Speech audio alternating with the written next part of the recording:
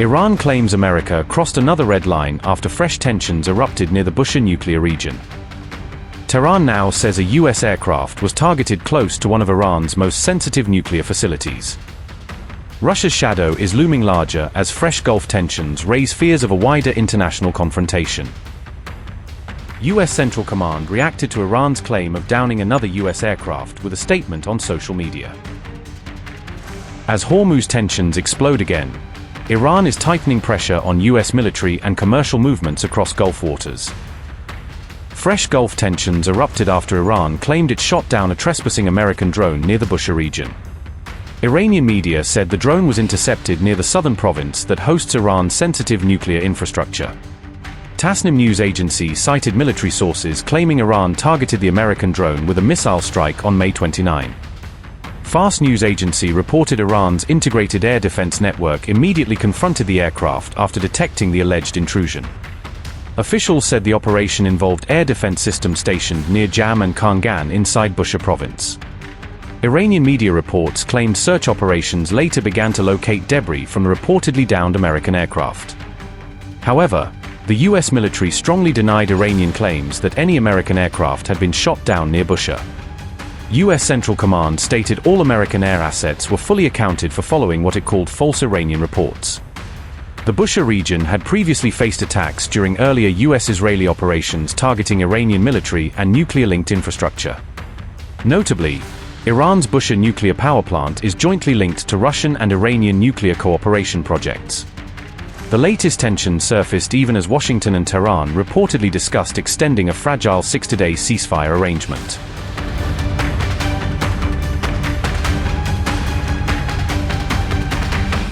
Iran's IRGC says it has released a video showcasing its response to the May 27 attack launched by the U.S. military, using the footage to signal its readiness to retaliate.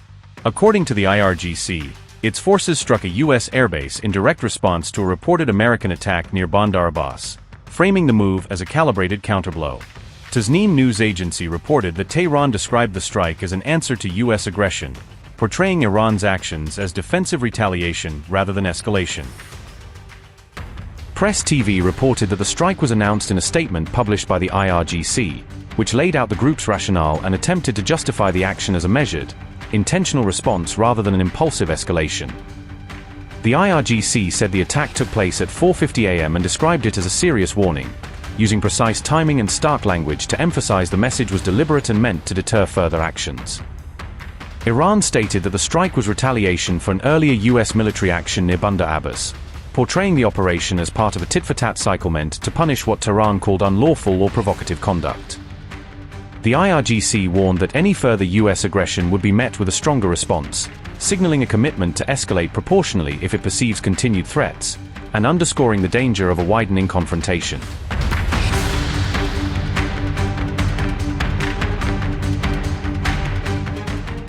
Tensions around the Strait of Hormuz sharply escalated after Iran reportedly confronted suspicious vessels near the strategic waterway.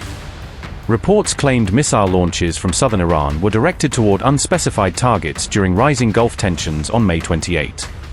Tasnim news agency reported warning fire exchanges erupted near the Strait of Hormuz amid heightened regional military activity. Iran's military later confirmed warning shots were fired at 4 allegedly non-compliant vessels approaching the strategic maritime corridor. The IRGC Navy claimed the vessels attempted crossing Hormuz without prior coordination with Iranian maritime authorities. Tehran has tightened restrictions around Hormuz following months of rising confrontation with Washington across Gulf waters and shipping routes.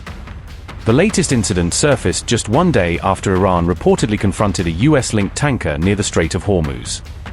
Iranian media claimed the tanker attempted crossing Hormuz while disabling tracking systems and avoiding maritime coordination protocols.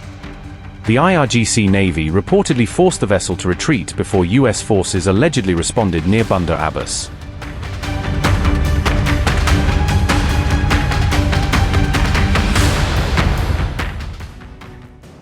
Trump's recent threat to blow up Oman has stunned observers in Washington, because it targeted one of America's oldest and closest Arab partners at a moment of high tension. America's Treasury Secretary Scott Bessent issued another warning to Oman after President Trump said the nation should behave or we'll have to blow them up. Scott Bessent said, and I quote, "The United States government will not tolerate any effort to impose a tolling system in the Strait of Hormuz. Oman, in particular, should know that the U.S. Treasury will aggressively target any actors involved, directly or indirectly, in facilitating tolls for the strait, and any willing partners will be penalized. All nations should reject outright any efforts by Iran to disrupt the free flow of commerce. Tehran's days of terrorizing the region and the world are over." President Trump said, Oman will behave just like everybody else, or we will have to blow them up. Are you guys back there in the West Wing making plans for a new war with Oman?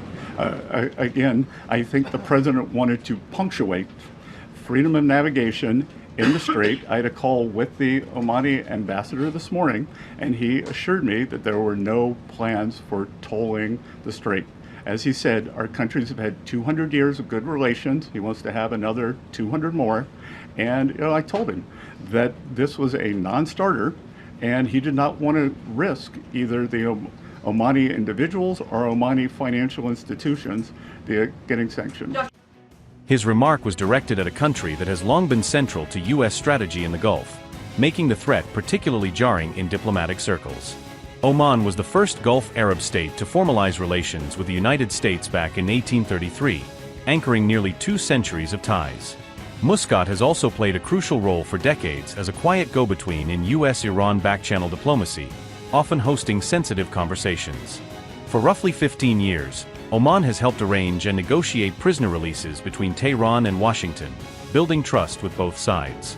It has also hosted back-channel talks between American and Iranian officials for more than a decade, acting as a discreet venue for de-escalation. After the 1979 Iranian Revolution, Oman signed a military agreement with the U.S., even as many regional dynamics shifted. That 1980 deal gave U.S. forces access to Omani military facilities, deepening security cooperation and basing options in the Gulf. Because of its neutral, mediation-focused approach, Oman earned the nickname the Switzerland of the Middle East. Muscat has maintained an independent foreign policy shaped by its geography and long maritime history, often avoiding bloc politics. Strategically, Oman is a key regional player because it controls part of the Strait of Hormuz, one of the world's most critical oil and gas routes. Its position on the Arabian Sea and at the mouth of Hormuz helped make Oman a historic regional power and a vital transit hub. For decades, Oman has maintained cordial yet cautious relations with Iran, balancing engagement with its own security concerns. Unlike several other Gulf states that prioritized large-scale business with Iran, Oman focused more on diplomacy and mediation, experts note. Omani Foreign Minister Badr al-Busaidi recently said talks with Iran had made progress, signaling that diplomacy was still moving forward. He even claimed that a U.S.-Iran agreement was within reach shortly before the attacks of February 28 derailed the process. Since the U.S. and Israel began striking Iranian targets, Oman has emerged as one of the region's sharpest critics of the war. Despite war-related strikes hitting its own territory, Muscat has continued to push for diplomatic solutions rather than escalation.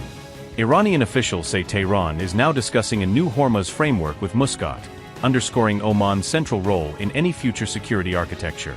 Against this backdrop, Trump's on May 27 threatened to blow up Oman over its role in the negotiation process.